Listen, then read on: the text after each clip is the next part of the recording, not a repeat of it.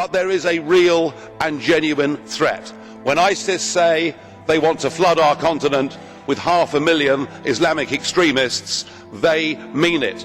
And there is nothing in this document that will stop those people from coming. Indeed, I fear we face a direct threat to our civilization if we allow large numbers of people from that war-torn region into Europe. Social fabric is what allows a country to operate. It's what allows commerce to operate. It's what allows us to believe, in the absence of a policeman on every single corner, that nobody is going to kill us. It's what allows you to leave your doors unlocked. It allows you to have your neighbors babysit your kids. Social fabric is what makes freedom possible. Right? As John Adams said, you can't have a small government without a moral people. Social fabric allows us to thrive economically, too. It allows us to not need 100-page contracts when we deal with each other because we trust each other. Thomas Sowell actually is an example of how social fabric creates better commerce. He actually uses Orthodox Jews as an example of this. He specifically uses Hasidic Jews in the diamond trade. He says that they have a social fabric, they know each other, they're relatives, they trust each other, they don't need contracts, so they're quicker to work together, and that creates a better commerce. When you have a group of people you trust, you're significantly more likely to engage in free market trade with them without having to worry that they're going to defraud you. I think we've seen an acceleration of a trend that's been going on, not just in Britain, but in most advanced democracies for some time now, which is people going into their own echo chambers, hearing the sort of things they want to hear, having their opinions reinforced in social media and so on, and effectively not speaking to people who disagree with them. And therefore, this polarization, which your poll has, I think, correctly identified, has certainly accelerated to some extent. So what in America is the social fabric? What do we share? Well, we have to share three basic common ideas if we're going to get along with each other, if we're going to be able to live alongside each other in freedom. First, what human beings are. Second, what human beings have a right to do. And third, what human beings have a responsibility to do. Whenever these terrible things happen, the response is, well, of course, it's no one's fault. No one's responsible. These things just happen. I'm sorry, and I know that I'll be condemned for it. But I think really in the case of Germany, we ought to be a little bit more straightforward. The facts as we know them is that it's a 23-year-old from Pakistan who came into Germany this February. And was known to police for minor crimes. Was already known. Drugs I mean, and theft. you know, and I have to say, I'm not even sure why somebody from Pakistan qualifies as a refugee, as opposed to being more of an economic migrant. But let's be honest about this. You know, Mrs. Merkel made one of the worst policy decisions we've seen from a European politician in the last 70 years, when she unconditionally said in the middle of 2015, as many as want to come, can come. And there was no vetting, there was no checking, and there were people like me standing up for months ahead of that, saying we should not let our compassion imperil our safety and indeed our civilization. And I think, frankly, people like Mrs. Merkel ought to take responsibility for what's happened. Intolerance always there, but it has a more accessible platform now? No, I think that's absolute nonsense and very insulting to the majority of the population who voted for a very specific thing, after all, which was to leave the political entity that is the European Union. Now, you know, plenty of people would like to mix these things up, and it's enormously politically advantageous for some people that whenever they are on the back foot in any political campaign, such as a campaign for Britain to remain in the European Union, that they can associate everybody who disagrees with them as effectively being racist or giving rise to racist feeling and so on. I think it's an appalling slur on most people in Britain. I travel on trains and buses. I don't hear people using racist language. I've never heard it. I don't hear it now. I don't think anyone's more accepting of it now if it were to occur. I think it's always been deemed something you can't do, and I think that it is outrageous to pretend that because the majority of the British public, when they voted last June, said that we would like to leave a political entity over which we felt we did not any longer have sufficient control, should be smeared by association as being racist or anything like it. It's an appalling thing to do, and you only have to wonder whether people would be doing this if the vote had gone the other way, and the question answers itself. We saw that horrendous lorry crashing into the Christmas market in Berlin just before Christmas. The person driving that lorry had served a prison sentence in Italy. Through the European Union's free movement, he'd got to Germany.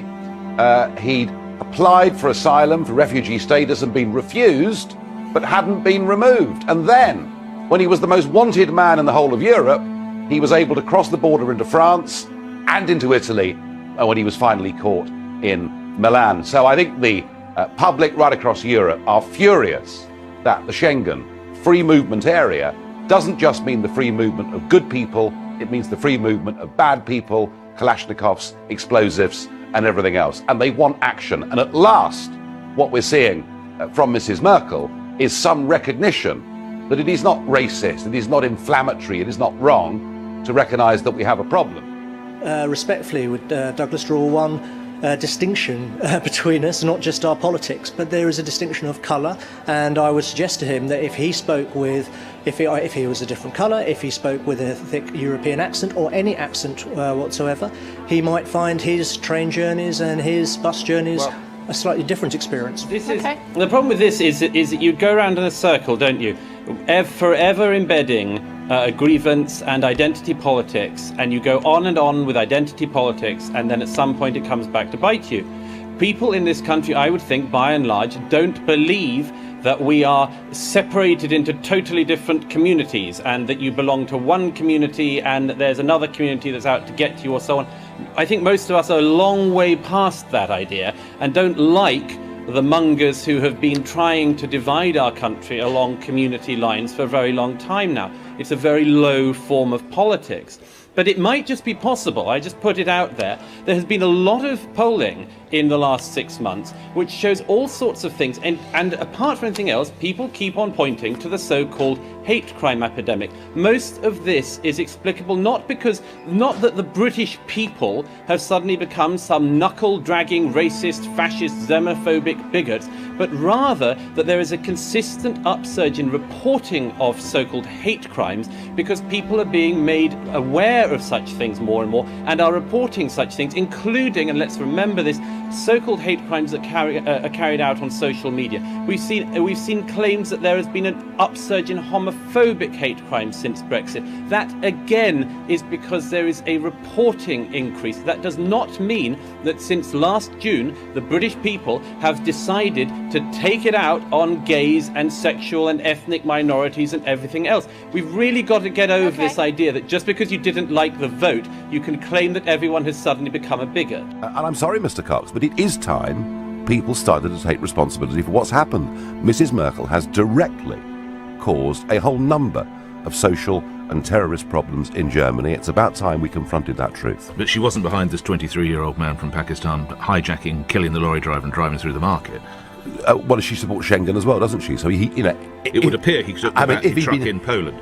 Fine. Well, exactly. There we are. There's the point. You see that these leaders of Europe support Schengen. They support the total free movement of people without borders. And the free movement of people doesn't just mean the free movement of good people, it means the free movement of bad people as well. But probably no one's been more on the receiving end than Brendan Cox of this sort of extremism, though. Yes, and it's a terrible thing what happened to his family with the murder of his wife, but he continues to be active in the political arena. And as I say, given some of the organisations that he supports, I can't just stand here and say, I'm not going to respond.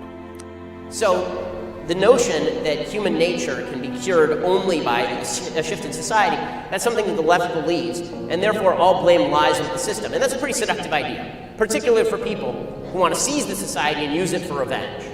Right? And that's really what so much of politics has become now. You want to use the government as a giant club to wield in revenge at particular political groups, at particular identity groups. The left's solution to white privilege is government redistributionism, a new governmental system. If we were ever able to overcome the need for basic human resources, we'd all be great. And this is why you see, for example, Barack Obama and his administration actually suggested that the solution to ISIS was to give them jobs. Right? The reason that ISIS was murdering people wasn't because there are a bunch of people in ISIS who believe evil things and murder people. It's because they don't have jobs. It's because they live in a corrupt system. And if the system were just the secular humanistic system of Barack Obama with some high progressive tax rates and some solid bureaucratic jobs available for people who chop off people's heads, everything would be fine in ISIS land. Yeah, but everybody is condemning actual racism as we would condemn actual violence and so on when it happens. You and I are agreed on that. But when you say it's not about in or out, leave or remain, of course it is. You just made it so. You directly related what you say is an upsurge in hate crime, which I think is explicable by the fact that reporting of all such incidents keeps on going up because people are being made aware of them and are being encouraged to report such crimes. You directly related that to the majority decision by the British people to leave the political entity that is the EU. If people like you keep on calling everybody who disagrees with your own politics racist, I can assure you that the division which we all lament will only get a lot worse. Okay. Why don't we, instead of doing the name calling, actually get on to discussing our country's future? Okay, Douglas, you started, so Atul, you can finish quickly if you would. The left also doesn't believe in the sort of founding notion of rights for individuals absent intervention. They believe that rights actually spring from the collective. So you only have a right to do a thing because the collective says you have the right to do a thing. It doesn't adhere to you as an individual from God. Instead, it comes from the state. They think that rights did not exist before government. Human beings don't have individual rights. We have things that the collective gives us. If we harm the collective, the rights disappear. And so the question becomes not what right do you have? It becomes not what right does the government have to invade your right to own an AR-15. The question instead becomes what right do you have to own an AR-15? The burden of proof is on you, the individual, to prove that you have a right. It's not on the collective to demonstrate why they should be allowed to invade your right. Right? This is why the left likes the French Revolution, because the French Declaration of the Rights of Man says, quote, "No body nor individual may exercise any authority which does not proceed directly from the nation. You cross the nation, you're in serious trouble."